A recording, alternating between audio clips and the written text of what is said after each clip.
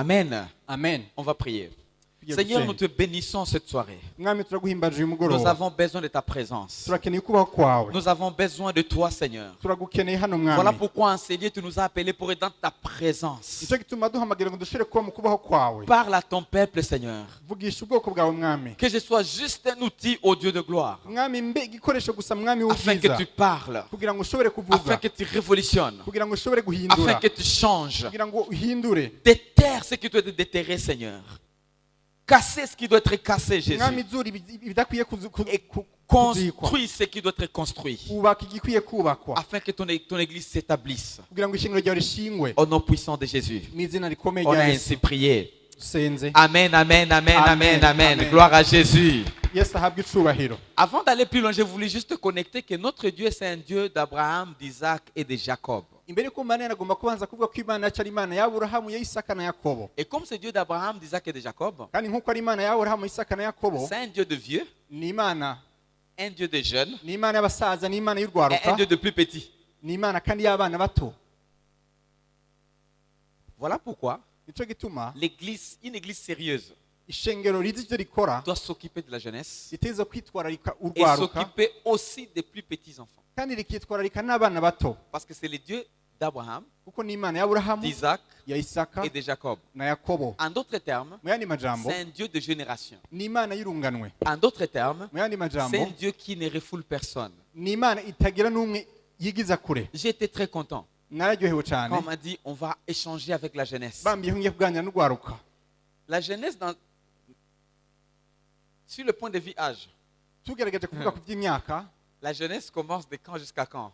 urwaruka bavuga urwaruka kuva ku myaka ingahe gushika Si kuri vous ingahe. savez que vous avez 55 ans ici, Niba muzi ko mfite imyaka 55 hano, vous êtes encore jeune. muracari bato. Il y a les jeunes mariés Hariya urwaruka et rwubatse les jeunes célibataires. n'urwaruka Les rutubatse, jeunes étudiants, étudiantes urwaruka rwiga et les jeunes qui ont terminé déjà. n'urwaruka rwarangije amashure, Les jeunes qui sont au boulot urwaruka rukora et les jeunes sans boulot. n'urwaruka rudakora. Moi, je ne suis pas encore là. Jewe sindaho Je suis aussi jeune.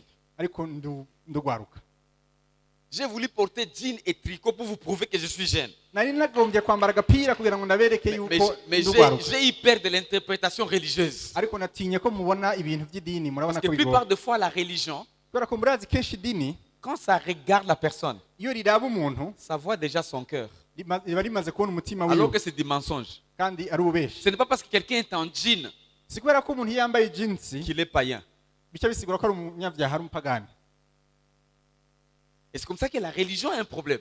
Uko niko rero idini rifite ikibazo. Comme le frère ici. Uko mubona mwene data hano, Non, il ne peut pas être quelqu'un de prière.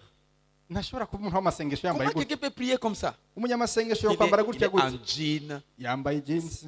Tu vois même la chaussure tu vois même la chaussure du moment de jeunesse. N'ibirato yambaye n'ibirato.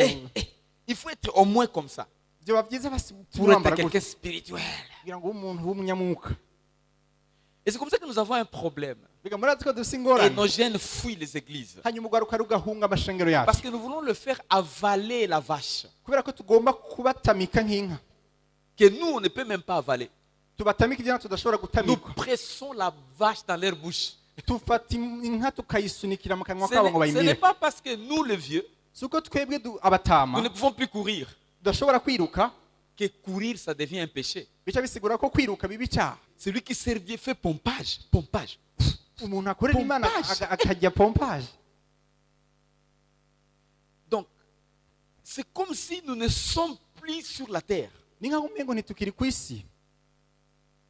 C'est comme si nous sommes déjà au ciel. Umengo twaramaze kugera mu ijuru. Et ça fait le blocage de l'évangile. Ivyo rero bikaba intambamyi y'ubutumwa bwiza. Et ça, je vous assure. Ivyo Ça, c'est un grand problème. Ni Notre Dieu, ikibazo c'est un Dieu gikomeye. d'Abraham, d'Isaac et de Jacob. Iyo twavuze ngo Imana ya Aburahamu, ya Isaka na Yakobo, Et ça, nous devons vraiment comprendre. muteza Et kubitahura c'est un grand secret. kandi n'ibanga rikomeye. Les jeunes, Ugwaruka quand on chante, iyo turirimba, il y a les chansons qu'on chantait avant. hari indirimbo twaririmbaho kera. Alléluia, usifiwe. Alléluia, amen. Gutyo Alléluia, usifiwe. Et là, le vieux se sent à izo l'aise. ndirimbo iyo turirimba babatama bagaca bumva ameze neza. Mais quand on va commencer à chanter, Jésus-Christ est sauvé, non, non, non, non, non, non, non. Et Jésus-Christ a sauvé, elle a sauvé, il a sauvé, il a sauvé, il a sauvé. Ah, ah, ah. Badisha anguka. babatama bakaba bamaze kugwa. Et ça, c'est un problème. Icyo ni ikibazo rero. C'est les conflits, au fait, que nous avons n'amatati dufitaniye, des générations. amatati y'urunganwe, C'est les conflits des générations. n'amatati ari hagati y'inganwe. Et c'est là où aujourd'hui, Uko niko rero uyu munsi, avant la fin de cette réunion, imbere ko tuza kurangiza amakoraniro, je voulais que nous puissions regarder un peu différentes choses par rapport à la musique. ngomba ko tugomba ibintu bitandukanye rwose tubiravye mu muziki, Mais j'ai voulu commencer par la première partie en commençant sur la louange et l'adoration. ariko nagombye guhera ku gice ca mbere cyo guhimbaza no gutazira. Je vais juste te coiffer. C'est très profond, mais je vais juste aller au-delà. Ndaza guca ku masonga, ni ibintu by'ibyina ariko ndaza kubica ku masonga. Par exemple, si je chante, Hama niyo umuntu ariko aririmba, Jésus a guéri, il m'a guéri, il m'a guéri, il m'a guéri, il m'a guéri. Il m'a touché, il m'a touché, il m'a touché, il m'a touché. Il m'a. Et ça devient autre chose. Mais c'est quoi ça? Sanga kuvuga ati ibyo bintu Le vieux, il veut qu'on puisse chanter. Imana igomba ko turirimba.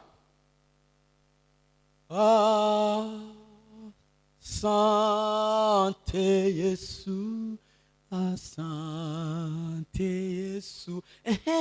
Ndo ya kiroho. Iyo rero iyo niyo y'umwuka. Ya kiroho selon ton temps. Iyo ni umwuka bivanye n'igihe cyabo. Mais si tu me chantes comme ça, je ne viens pas à l'église. Utaririmbye gutyo ntuza no kwisengero. Moi, je vais écouter. Je ngomba kumviriza. Non, non, non, non, non, non. Ah. Là, il faut y aller. Iyo rero no kuraba. Préparez-vous avant de partir, vous allez nous faire quelque chose. Mitegure Cherchez mbere une ko chanson de mugenda. rock, Murondera indirimbo ya rock, une chanson de reggae, indirimbo ya reggae, une chanson de hip-hop, indirimbo ya hip hop, mais dans les seigneurs, n'est-ce pas? ariko mu mwami. Préparez-nous 3 avant de partir. Mutegure izo zitatu Et imbere nous ko allons tugenda. écouter un peu Tuze kumviriza gato. comment est-ce que les choses peuvent aussi connecter dans les seigneurs. Ukuntu ibintu bishobora guhura kandi navyo mu mwami. Amen. Amen. Alléluia. Alléluia. Parce que nous avons des fois des chansons là Kubera ko kenshi turagiriza indirimbo, qui ne sont même pas dans les seigneurs, malheureusement. indirimbo zitari zo mu mwami. Parlons de louange. Tuvuge La kujyana louange, c'est guhimbaza. quoi? Guhimbaza ni iki? Parce que nous voulons parler de la jeunesse face à la musique mondaine. Kubera ko tugomba kuvuga ku bijyanye no gwaruka hamwe n'umuziki gipagani cyangwa mu isi. Musique séculière, si tu veux. Muziki. La première partie, laissons-nous parler un peu de louange. Igice cya mbere katubanze kuvuga ku bijyanye no Si gutazira. on parle de la louange, Iyo tuvuga qu'est-ce gutazira, qui vient en toi? ni igiki bisigura? Louange, ça vient du verbe louer. Gutazira bivuye muri vuga gutazira. Et louer, Hama c'est gutazira reconnaître ni ce kwibuka que quelqu'un a fait, icyo umuntu yagukoreye, ce que quelqu'un est, icyo umuntu hari, de bonnes choses qu'il est en train de faire. ibyiza ariko aragukorera.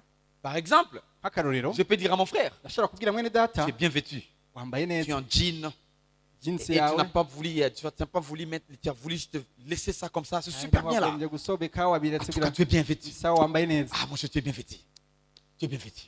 Non, c'est pas bien fait. wambaye neza, Tu es bien vêtu, voilà. wambaye neza. Bien vêtu. Maintenant, si je dis ça, Ariko iyo mvuze ivyo j'ai loué. mba nataziriye, J'ai loué. mba C'est la nataziriye, louange horizontale. mataziranagiye mu buryo bukikamye. Jésus a dit ceci. Yesu yavuze ikintu, Si vous ne pouvez pas aimer la personne que vous voyez, niba mudashobora gukunda umuntu mubona, comment vous aimerez la personne que vous ne voyez même pas? muzokunda gute uwo mutabona? Je change la donne. Ndiko ndahindura. Si vous ne pouvez même pas louer la personne qui est à vos côtés, Niba mudashobora gutazira umuntu mubona iruhande comment yawe, pouvez louer Dieu? ushobora gutazira Imana gute? Dans nos églises de foi, Mu mashengero yacu on n'est y'ukwizera même pas reconnaissant, ntitunamenya, même de la ntitunashima, beauté de quelqu'un. ntidushima niyo umuntu tubona ari mwiza. C'est très bien toi. Uvuga ati umeze neza, Tu marches bien. utambuka neza, Tu te vêtis très bien. wambara neza. Ce n'est pas mal de dire ça. Si bibi kuvuga ivyo. Tu sais, il y a des gens Murabizi hari qui n'ont abantu jamais entendu batigeze bumva ibintu nk'ivyo, quelqu'un leur dire umuntu akababwira tu es bien. umeze neza. Et c'est comme ça quand ils trouvent un païen qui leur dit tu es bien, Iyo bonse rero umuntu w'umupagana mubarira ngo umeze neza, elle part pour ne plus revenir. amukurikira ntazigera agaruka. J'ai trouvé les gens me dire que je suis bien. Ati nabonye umuntu ambwira ko ameze neza. Alors je suis bien. Ati ego ubu umeze neza. Oh lélé. Bye bye. Et à l'église, Nagasaga. vous ne la verrez plus jamais. Mu mashengero nk'ayo ntimuzongera kumubona. Mais elle a trouvé quelqu'un qui a dit que tu es bien. Kubera yabonye umuntu amubarira ko ameze neza. Que nos sœurs soient habituées à écouter tu es bien. Bene data bashiki bacu bamenyere kugwigwa ko bameze neza. Allô? Allo. Quelqu'un pense que c'est du péché. Hari umuntu yibaza ko ari ibyaha.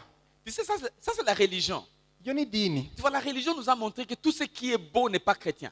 Murabizi idini ryatwigisha ko ikintu cyose cyiza atari gikristo, Tout ce qui est propre n'est pas chrétien. ko ikintu cyose gisa neza kidakijijwe. C'est comme ça que les chrétiens s'arrangent pour aller à l'église. Au moins, ils couvrent leurs cheveux. Uko niko niyo mpamvu byatumye abakristo benshi biyaranje bagiye ku isengero Ils- bagafuka imishatsi yabo, Ils enlèvent le rouge. hanyuma bagaraba ko bahanagura neza ku munwa, Ils vont à l'église. bagaca bagenda rero neza. Mais le soir, samedi, Ariko kuwa gatandatu ku mugoroba, mariage. mariage, cya gitambaro ashyira ku ruhande kwanza, akaraba akikora, kisuzuma, L'église. agaca Même en agenda. marchant. n'ingene atambuka. Ils vont où? Fête. Mais église, ils s'arrangent pour.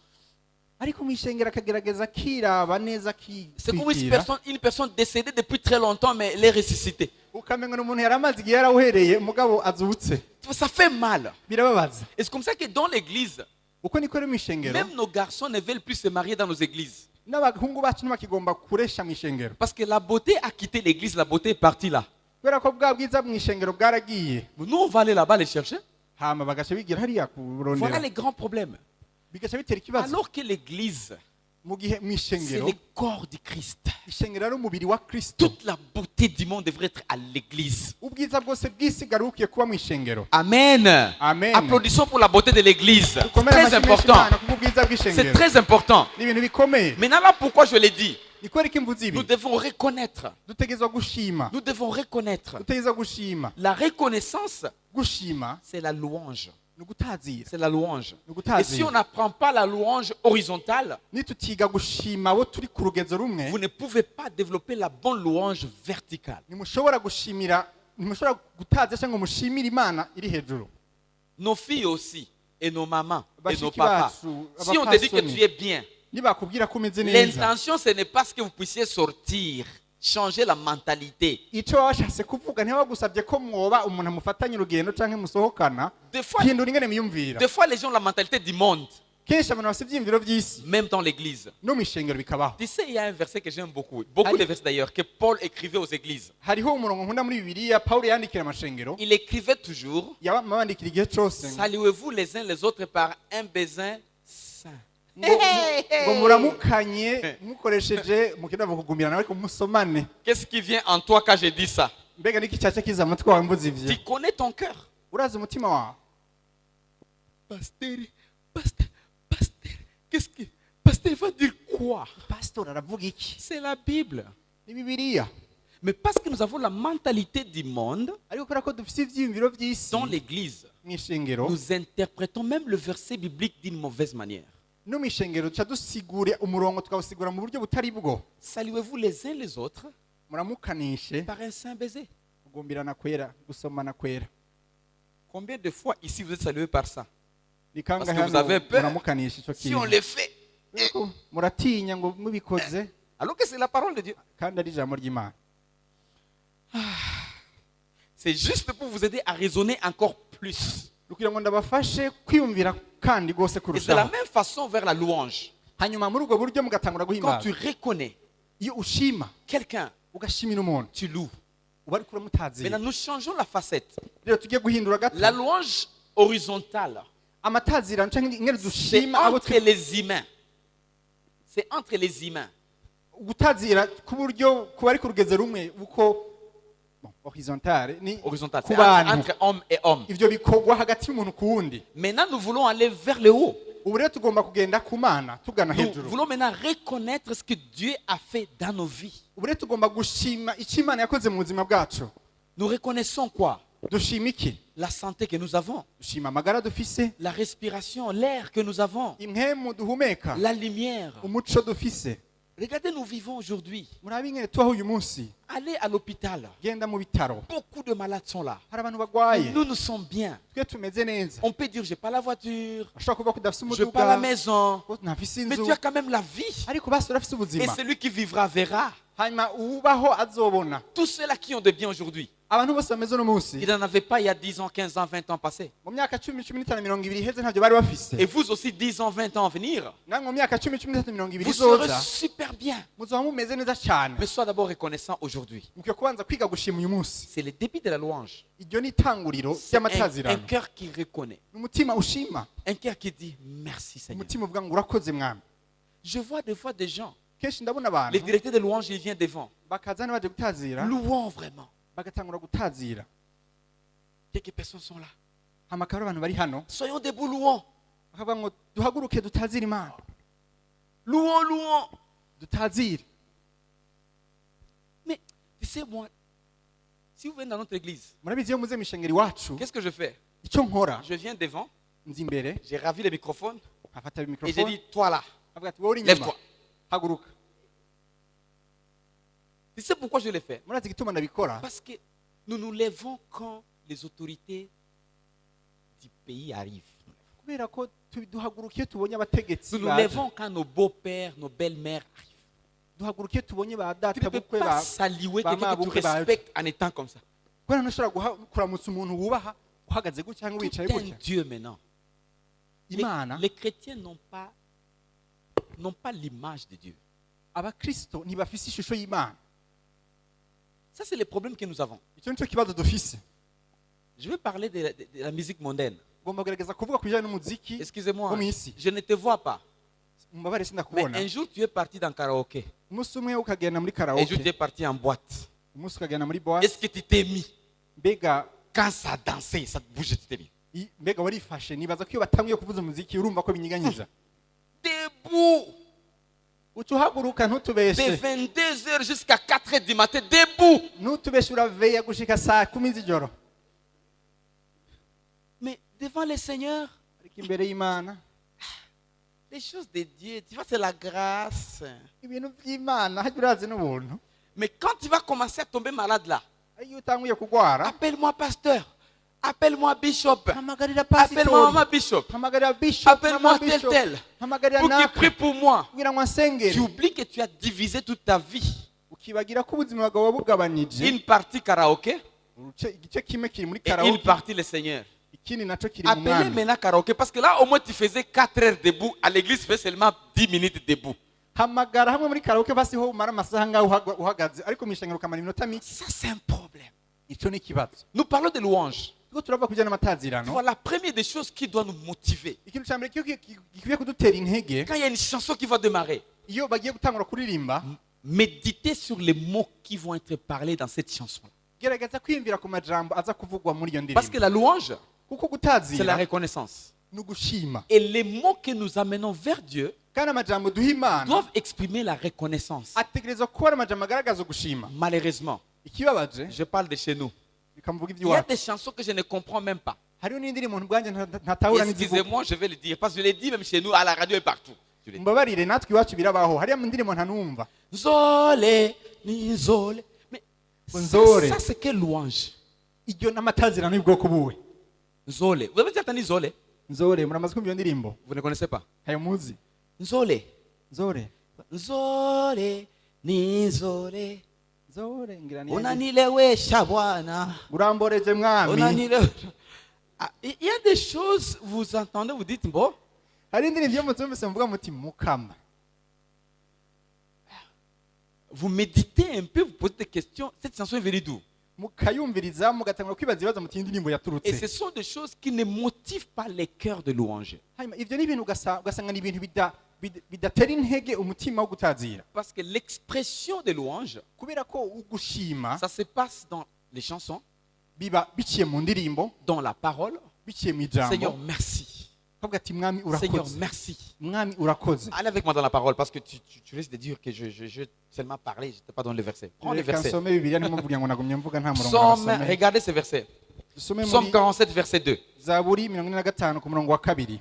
Vous êtes à l'église, muri mwishengero les directeurs de louange vous dit applaudissons pour le Seigneur. uriko ararongora amatazirano akavuga ngo dukomere amashyi menshi Imana. Seulement les pasteurs font et quelques 3-4 personnes. Les autres, abapasitori b'imbere akaba bakoma amashi n'abandi bantu batatu b'inyuma Applaudissons, applaudissons, applaudissons quoi? bati dukoma amashi dukomera iki. Ça, c'est un problème. Icyo ni ikibazo. Parce que je vais te montrer pourquoi quand tu loues, qu'est-ce qui vient dans ta vie. Guma kwereka iyo utazira ikintu ko kiraba La Bible nous dit, vous tous ce peuple, battez de main, poussez vers Dieu des cris de joie.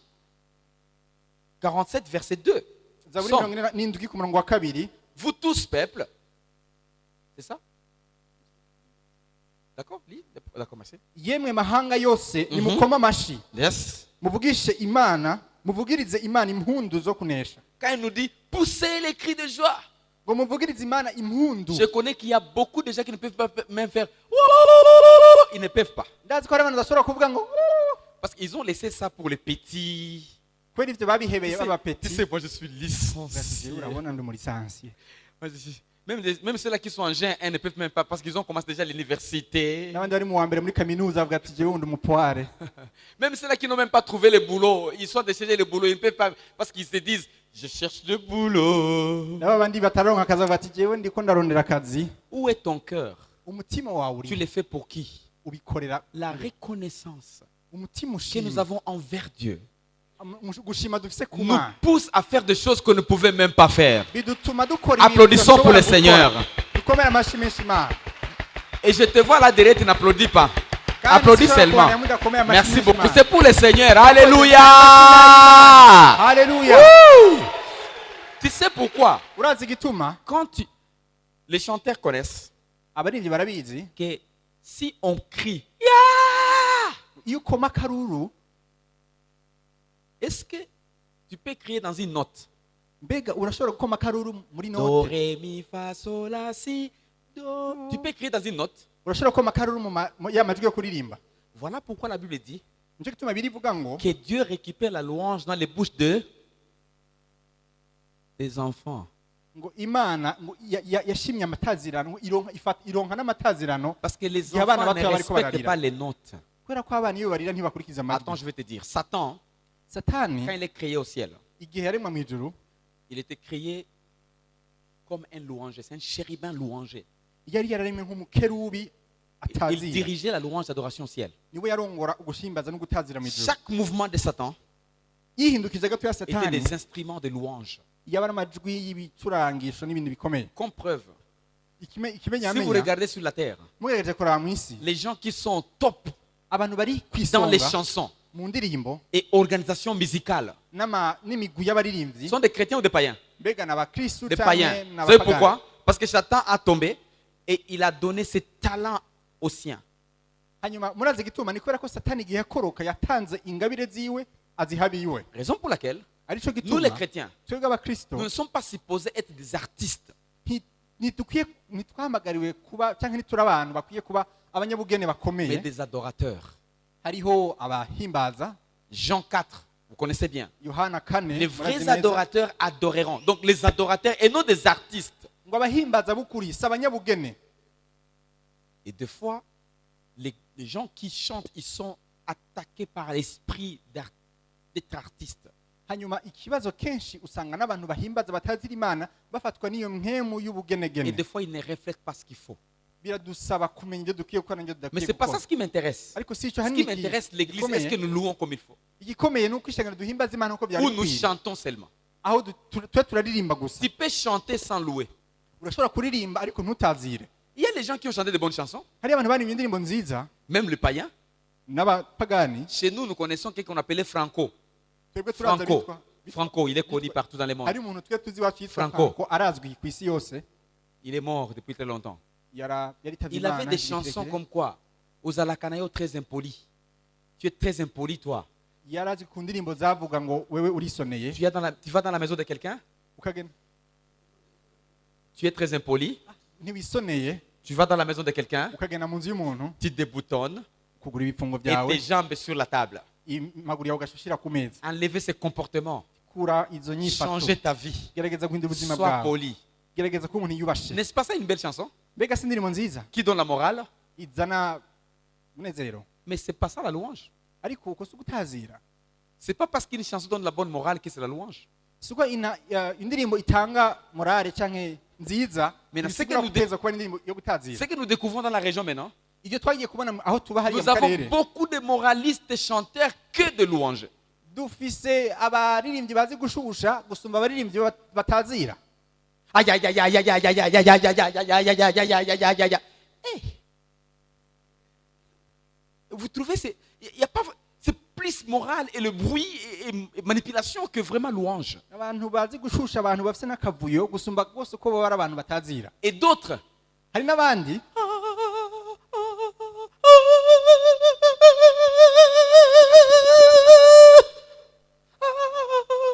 mais dans tout ce que tu as fait là, qu'est-ce qui était la louange?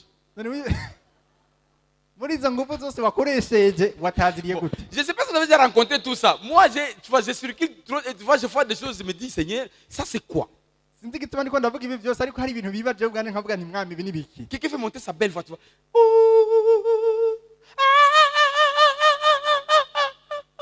Nashobora kwerekana ijwi ry'iwe akavuga utu tuntu.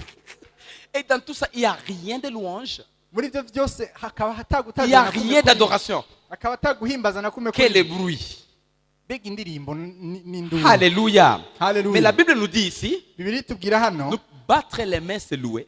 ngo gukoma amashyi no gutazira Et crier, pousser les cris de joie, c'est louer. ukuvuza impundu no gutazira. Souvenez-vous, quand Israël devrait entrer à Canaan, Mwibuke igihe Isirayeli iriko irinjira i Kanani, vous connaissez la guerre sur la route, la guerre qu'ils menaient. Guerre de guerre en guerre, de guerre en guerre. murazi intambara bagwana bari mu nzira bagwana intambara imwe inyuma y'iyindi. Quand ils sont arrivés à Jéricho, Bashitse i Yeriko Dieu leur avait dit ceci. Imana yarababwiye Tournez pendant cette fois. ngo muzunguruke Yeriko inshuro indwi Poussez les cris de joie. hanyuma mwihe akamo Je vous donne la ville. ndabaha ubuzima. Les cris, même les militaires en guerre, Akaruru n'abasoda mu ntambara quand ils viennent pour attaquer un coin, iyo baje kugira ngo batere akarere kanaka baza bakoma induru basimbagurika même si vous êtes là, naho mwa muri aho uca wiruka tu ugatemesha vas fuir.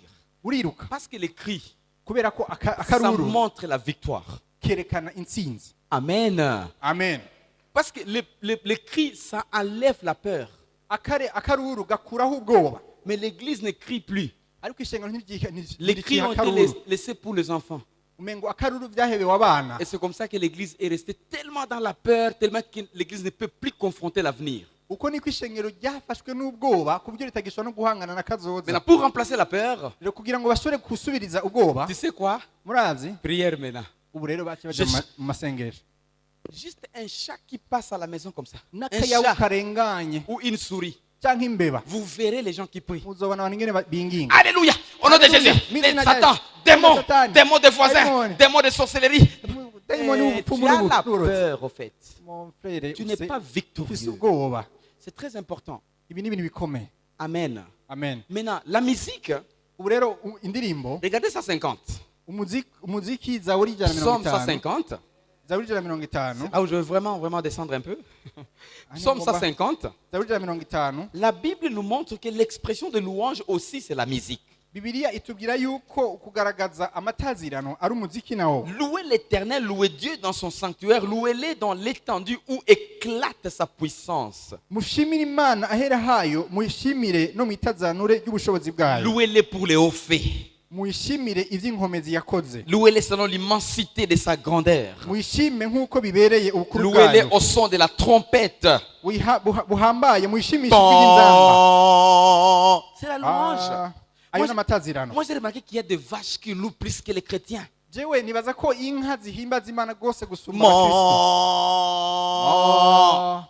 Et les chrétiens sont là. Kristo nabo bimereye gutya gusa. Tu sais, moi, j'aime Dieu. Ndakunda Il Imana. peut utiliser n'importe quoi pour le louer. Ishobora gukoresha ikintu icyo ari cyo cyose kugira ngo kitazire. Souvenez-vous quand Jésus marchait sur la terre, Mwibuke igihe Yesu yari ku isi, il y a ses disciples hari abigishwa qui biwe commençaient à pousser les cris batangura kuvuza akamo lorsqu'il est monté sur l'âne igihe yurira ku pour ndogoba rentrer à Jérusalem. kugira ngo yinjire Yerusalemu. Et les religieux, Hanyuma abanyedini, la religion n'aime pas la louange. abanyedini idini ntirikunda Ils gutazira. n'aiment pas la louange. Idini ntirikunda Tu gutazira. fais le bruit, toi. Uriko urakoma induru, uriko uratera Les akamo. cris, c'est louer. Akamo ni uguhimbaza. Et Jésus leur avait dit, Yesu yarababwiye, vous voulez faire taire ces gens. S'ils se taisent, même le pierre peut pousser les cris. mwe mugomba guhoza aba bantu kuko naho bohora amabuye yokoma akamo. C'est un grand secret. Louer Dieu, ça t'élève. Gutazira Imana birakuduza. Ça te relève. Birakuduza. Même au niveau émotionnel. No mu bigumbagumba. Parce que des fois, nous venons à l'église, nous avons beaucoup de problèmes. Ukenshi turaza kwishengero dufite ibibazo. Quand tu pousses les cris et tu es dans la joie, tu oublies les dettes. Iyo ukomye akaruruki akamo n'aya madeni urayibagira. Amen. Amen. Tu oublies les dettes. Ya madeni Quand urayakwepa tu gato. loues, tu sautes, tu oublies la maladie. Iyo usimbye ukaririmba uribagira ingwara. Tu loues, tu sautes, tu oublies les déceptions. Iyo Hey. usimbye ukaririmba uribagira uguhemukirwa. Tu te retrouves un peu. Hein? Je witora ahantu kana. Je vais te prendre en mariage, tu sais. Je vais te prendre en mariage. Ugomba kwigisha kujya no kubaka. Et puis après une année, Hanyuma haheze umwaka tu as cette blessure, ça fait des années. umuntu akwiye ati nzogutwara haheze umwaka uyu muntu agace yigira ugasigara On ne ukomeretse. priera jamais pour toi pour que tu puisses enlever la blessure. Jamais la prière. Gusengera kugira ngo wibagire ivyo bintu. Secret, louange, adoration.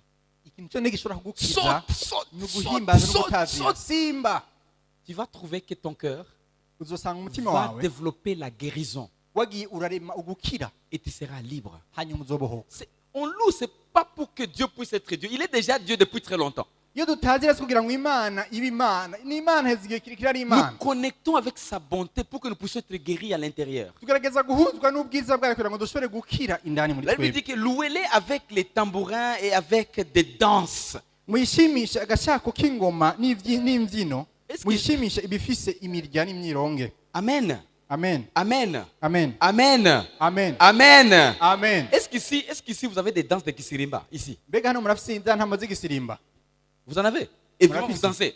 Mura Parce que nous musirimba là, hano. nous on danse. Twebwe hariya C'est là nous turasirimba. on danse. Turatamba. Et quand on danse, tout le monde danse. Kandi iyo dutambye twese turatamba. Tu sais, il y a des gens qui viennent à l'église, de différentes autorités de la ville, Murazi hari abantu benshi baza mu ishengero y'abategetsi mu gisagara comme le général de l'armée, nk'umugabisha w'ingabo le mukuru numéro 1 de la sécurité, nk'umuntu ajejwe umutekano wa mbere le maire de la ville. umukuru w'igisagara. Et quand nous on danse, Iyo dutamba il ne faut pas me regarder. ntukwiye Il ne faut kundaba. pas me regarder. Pardon. Ndagusaba. Laisse-moi danser. Ntundabe ndeka Et vous allez nitambe. aussi le trouver aussi. Et vous regardez. Et Ukabona umuntu pour asimba. entrer dans les bureaux de celui-ci, il faut 5 bureaux.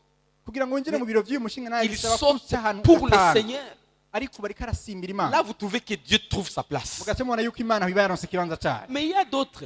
Ariko hariyo abandi Tu ne peux pas être général à l'église. ntushobora kuba generale mu isengero. Tu es général là-bas dans ton bureau. Uri umugabisha w'ingabo hari À iwawe mu biro. l'église, tu es chrétien né de nouveau, tu élèves le Seigneur. Amen. Mu isengero umukristo yavutse ubwa kabiri Tu n'es pas ahimbaza Umwami. manager à l'église.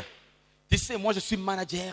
Uvuga ati jewe ndi Je umumanageri. gère MSF, Jewe ndi muri MSF Oxfam. nkora muri Ça, Oxfam. c'est là au bureau d'Oxfam. Hariya ni hariya. Ici à l'église, Ngaha ku ishengero. nous sommes en dessous de Bishop, Twese turi munsi ya bishop, en dessous de Dieu, munsi en train y'Imana, de sauter pour le Seigneur. dusimbira Imana. Amen. Amen. Et je suis clair comme ça aide beaucoup à relever le vie des gens. Hanyuma ibi ngerageza kubivuga cyane rwose gutya kugira ngo nshobore kuduza ubuzima bw'abantu. Oh, moi je suis Madame Genre, c'est moi qui gère toutes les femmes de la ville. Ici à l'église, c'est la louange d'adoration. Jewe nitwa naka nije ntunganye iby'abapasi bose mu gisagara. Oya hano mu ishengero. Papa uri Simba hano que vous voyez gitazi. là-bas, c'est un entrepreneur très fort. Papa Simba mubona hajya n'umuntu ikorera utwiwe rwose akomeye. Il s'est fait très simple, mais c'est un entrepreneur très fort. Il a toute une entreprise là-bas. Agira kwigira ubusanzwe ariko Il hariya travaille n'umuntu avec akomeye. tu vois, différentes personnes. Ahura n'abantu même dans la bakomeye région, batandukanye, Rwanda, mu ici, karere, il fait mu vraiment de bonnes Rwanda no hano. Mais à l'église, Ariko mu ishengero non, tu n'es pas directeur à l'église. nturi directeur mu ishengero. Directeur, son bureau là-bas. Directeur hari iwawe mu À biro. l'église, Mu ishengero turasimba. on saute. On saute pour le Seigneur. Turasimbira Umwami. Parce que c'est ce qui nous relève au fait. Kuko nicyo kituduza. mu Alléluia. Sana. Alléluia. Parce que Jésus va venir. Kuko Yesu azogaruka. Nous allons laisser tout ce que nous avons. Tuzosiga ibyo dufite byose. Si Jésus arrivait maintenant, Yesu ashitse ubu nyene toutes les voitures là-bas vont rester.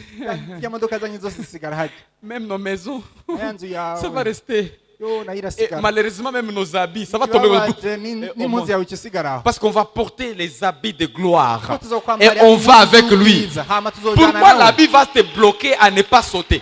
Kubera iki none ivyo bigufata kugira ngo ntushobore Des fois, gusimba. quelqu'un se sent, je suis en veste, comment je vais sauter? Kenshi bavuga ati nambaye ikoti ndasimba gute.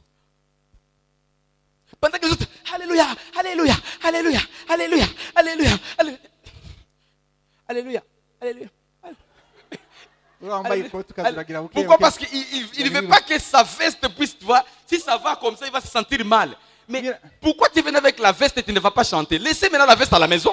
kubera iki abagomba atinya ko ntihagire ubona ko iyi koti gifashe nabi niba ari gutera ingorane risige uze wambaye ibigukorohera Que tout ce qui respire loue l'Éternel. igihumeka cyose gihimbaze uhoraho. Amen. Amen. Je vais arriver à la fin. ngomba guhitozera Si ceci niba ibi exprime la louange envers Dieu, vyerekana amatazirano duha Imana, quand vous allez dans karaoké, iyo mugiye muri karaoke, quand vous allez en boîte, iyo mugiye muri boîte, quand vous allez écouter des chansons comme, iyo mugiye kumiriza n'indirimbo nka je ne sais pas des chansons qui sont chantées ici souvent, des chansons là sinzi des indirimbo zivugwa hano hanini, ces chansons là.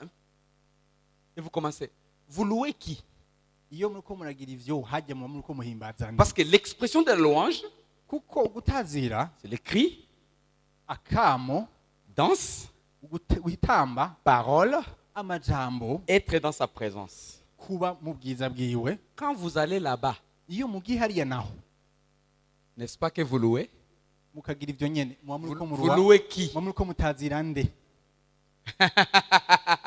Ça devient piège maintenant. Aho rero ciye Et ton umutego, cœur commence à parler. umutima utanguye kukuraba. Il y a des gens là Hariya qui se abantu préparaient déjà cette soirée, je vais aller. Et le Seigneur a amené ce message pour te dire, tu ne vas pas ce soir. hariya abantu baramaze kwitegura hano, bari bazi ati mugoroba ndaja, ubutumwa buje kugira ngo Imana ikubwire ngo uyu munsi ntujayo. D'ailleurs, le pasteur a traîné. Ah, il a encore 3 minutes. Qu'il Pastor fasse nawe- vite, comme ça on part. Pastori yatebeje asiganya iminota ine, Donc tu termines louer Dieu, ugaheza gutazira Imana, tu vas louer Satan aussi en même ugenda temps. gutazira Satani nawe ubwo nyene. C'est là où tu trouves que la même rivière donne de bonne eau et la mauvaise eau. Aho rero niho uca usanga rwa ruzi nyene rutanga amazi meza n'amazi mabi. C'est comme ça que nous les chrétiens, Uko niko twebwe abakristo des fois, nous ne sommes pas supposés même écouter de telles chansons. kenshi tutaba dukwiye no kumviriza indirimbo nk'izo. Pourquoi? Kubera iki? Ce qui entre, Kubera ko ivyinjira ça influence ce qui sort. bitegeka ibisohoka. Quand tu remplis ce qui entre, tu as rempli beaucoup de ces chansons là-bas. Iyo ivyinjira vyuzuyemo za ndirimbo nziza muri wewe, Prends un bus ici, fata bisi hano allez jusqu'à Kigali. ugende gushika Kigali, Là où on chante seulement des chansons et de Natacha et d'autres que vous connaissez. aho baririmba indirimbo za Natasha n'izindi musanzwe muzi. Arrivé à Kigali, Mushike i Kigali, réflexe numéro 1, la chanson qui va sortir en toi, c'est la chanson que tu as écoutée depuis Bujumbura jusqu'à Kigali. niwashika i Kigali, indirimbo yameza gusohoka mu mutwe wawe ni indirimbo yaje urumviriza mu rugendo uvuye i Bujumbura uje i Kigali. Pourquoi? Kubera iki? Parce que tu as fait beaucoup entrer Kubera ko winjije et vyinshi ça va chercher à sortir. navyo birazogerageza gusohoka. C'est comme ça qu'il faut éviter des mauvais amis Nico gituma mukwiye kwirinda abagenzi babi qui vous amènent dans des coins bêtes. babajana ahantu hatariho. Même si tu peux te dire, hey, toi tu es villageoise, hein? Ahubwo ati wewe umenga uri Toi tu es umupayizane, villageois, hein? Villageois, hein? umupayizane, Viens, on peut aller là-bas. tukwereke ahantu tuja Et d'autres même hasukuye. chances. Toi tu es vaudois, hein? D'autres chances, pour ne pas dire villageois, mais toi tu es vaudois, hein? Bakavuga ati wewe uri umuvojoa, Il essaie un peu d'améliorer français, tout ça. bagerageza kuvuga igifaransa Mais des fois, bakigora, c'est honteux pour nous chrétiens, ariko birababaje cyane ku pour nous bakristo bacu, chrétiennes. twebwe nk'abakristo. Comment? Vous sortez avec qui? Musohokana nande? Il y a aussi des filles et des garçons chrétiens, mais vous sortez avec des païens. Hariyo abantu bakijijwe ugwaruka, abahungu abakobwa bakijijwe ariko mugasohokana Mais n'abapagani. si ton beau-père, si tu sors avec un païen, donc ton beau-père, c'est qui? Niba Satan. usohokana n'umupagani ni ukuvuga ngo sobukwe ninde? Ni Satani. Satan. Hein? Tu te maries à cette personne-là. Niba ubakana n'iyo muntu, Tu ne veux pas que Satan te visite. none ntugomba ko Satani aza kugenderera Mais kandi un beau-père va arriver chez son fils ou sa fille à n'importe quand. none si bisanzwe ko umuvyeyi agenderera umwana wiwe umwanya wari wo wose. Satani nuko. Non, Bishop, prie pour moi. C'est ce type ici, cette femme ici. Non, non, non. Toi, tu t'es marié à un fils de Satan. C'est normal qu'il visite. Ati Bishop musengera kubw'uyu mugabo kubw'uyu mugore, oya nta kibazo, wewe warongoye canke warongowe n'umuhungu canke umukobwa wa Satani, nuko Donc, bikorwa. Bref, dans toutes les chansons, Muri make mu ndirimbo zose 3 choses à regarder. hari ibintu bitatu bikwiye kuraba. Première chose, Icya mbere, objectif de la chanson, c'est quel objectif? intumbero y'iyo ndirimbo ni intumbero yiye. Pourquoi la chanson a été conçue? Kubera ko iyo ndirimbo bayihimbye, Et vous trouverez ces païens-là, muzobona abapagani ils conçoivent leurs chansons indirimbo zabo ukuntu pour bazikompoza, élever leur monde. bazikora kugira ngo bashobore Ce kuduza n'est hejuru pas isi pour yabo, élever notre Dieu. kugira ngo bashire hejuru Imana yacu. Deuxième chose pour regarder, Ikintu cya kabiri mukwiye kwihweza, la musique, injyano, mélodie. umuziki bayivuzamo. Là, nulle part dans la Bible, on nous dit que la mélodie, on doit suivre cette mélodie et laisser cette mélodie-là. Nta nta muri Bibiliya bavuga ko iyo njyano canke iyo melodi C'est comme ça ari que nziza canke imeze vous gutya qui avez le temps de concevoir de la musique, nico gituma des mwebwe chansons, baririmbyi mwe mufata umwanya créer muko des murahimba chansons. indirimbo zanyu créez des chansons qui ont de mélodies populaires afin d'attirer les gens du monde vers Dieu. gerageza kushira amajambo yanyu muyashire muri melody canke injano zimenyerewe canke La zikurwa bose jeunesse aime kwisi hip-hop. kugira ngo muzane abantu benshi cyane kuri Kristo. Créez quelque chose de hip-hop, mais Jésus partout. Ubutumwa bwiza bufise intumbero imwe, vuga ibishoboka byose mukoresheje hip hop ariko muzana abantu Ça va les attirer. kuri Kristo. Ils aiment reggae. Bakunda reggae. Créez reggae. Shira indirimbo Ils zanyu viennent à muri melody Jésus. ya reggae. Ils aiment slow. Bakunda slow. Créez des chansons slow. Kora indirimbo Ils ziri muri viennent à slow Jésus. baze kuri Yesu. Parce que nulle part dans la Bible, Kubera ko nta hantu na hamwe muri Bibiliya on dit que reggae c'est du péché ou rock c'est du péché. Non, non, c'est pas du péché. havuga ko reggae canke rock ari icyaha, nta si La icyaha. troisième chose qu'il faut regarder, Ica gatatu mukwiye et la kuraba dernière, mukirabe le neza contenu. ni ibiri muri iyo ndirimbo. Objectif, mélodie, contenu. Intumbero iyo ndirimbo, injano iyo ndirimbo irimwo Contenu. n'amajambo ari muri iyo ndirimbo. Les lyriques.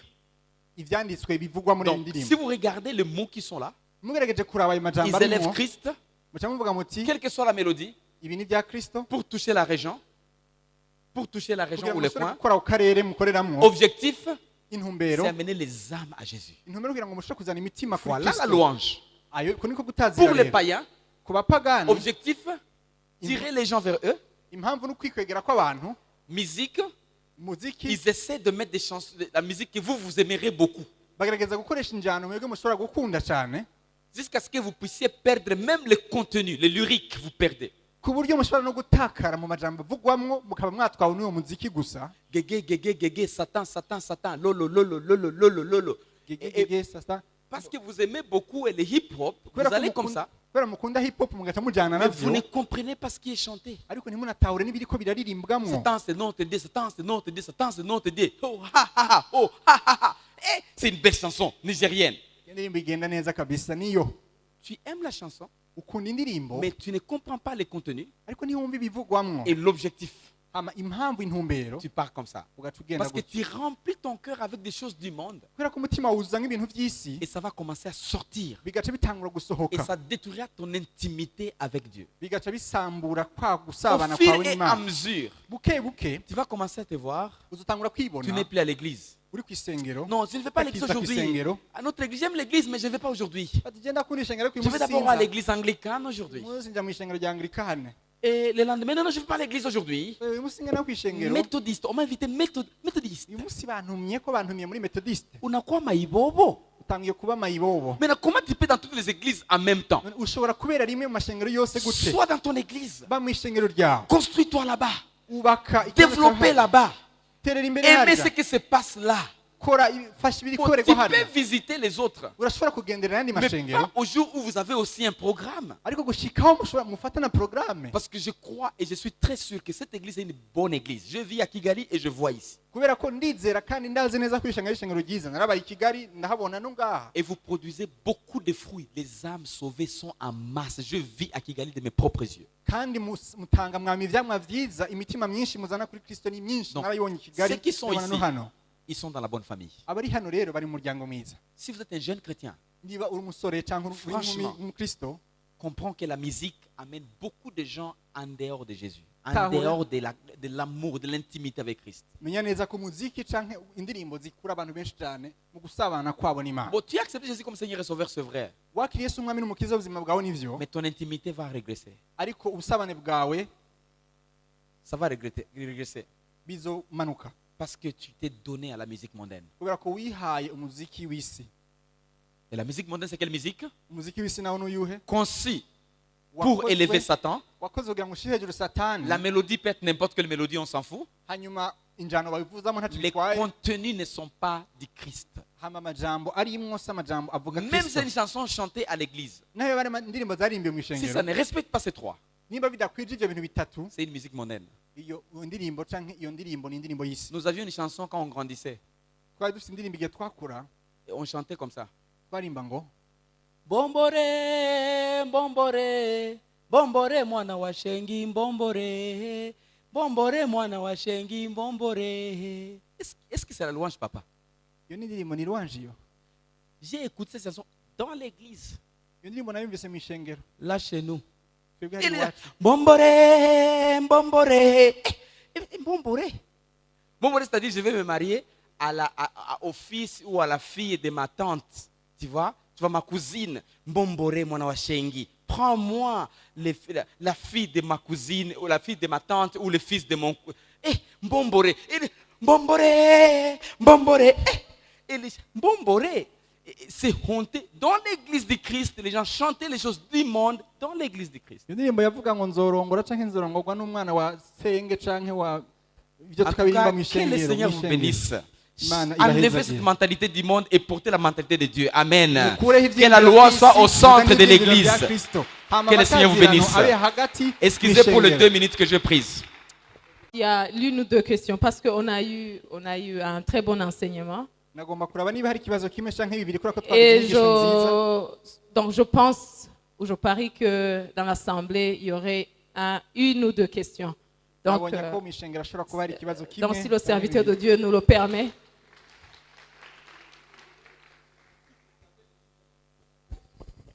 murakoze Merci. nari ndi kwibaza nimba nta mwanya w'ibibazo bihari numvaga mfite ikibazo naje ngifise Je demandais là Hama- derrière si on va pas donner le temps pour les questions.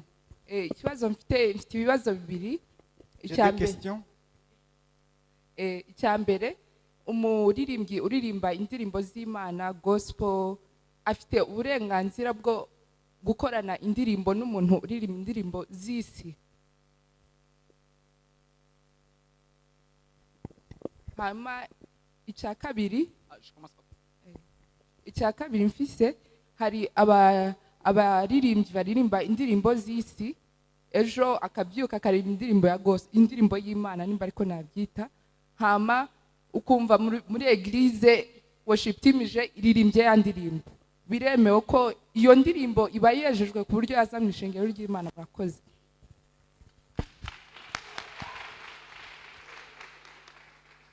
C'est très pratique, au fait, ce qu'elle dit là. Ibyo avuze ni ibintu bikorwa kandi bihari. La première question, Ikibazo ca mbere si un chrétien niba umukristo ou une chrétienne, cyangwa umukristo vraiment kazi né de nouveau, gospel, super bien, avutse ubwa kabiri arimba indirimbo commence à mettre ensemble ces chansons avec les païens, agatangura gukorana indirimbo n'abantu badakijijwe, quelque chose a diminué dans lui ou dans elle. ni ukuvuga ngo hari ikintu kiba cyaratakaye muri we. Laissez-moi te dire la vérité. Kandi ababwiza ukuri Des fois, les gens chantent et produisent. rimwe rimwe abantu baririmba bagasohora indirimbo Au début, c'est vraiment, ça commence par les cœurs. hanyuma mu ntango ugasanga batangura indirimbo zigiye mu Après, mitima ils chantent dans les business. hama buke buke bagatangura kuja mu rudandazwa. Il s'est dit, si seulement je tombais avec un type, je faisais une chanson avec quelqu'un, hama bagatangura kuvuga ati byose hamwe byoshika nkakorana indirimbo n'uyu muntu ça va aller mieux.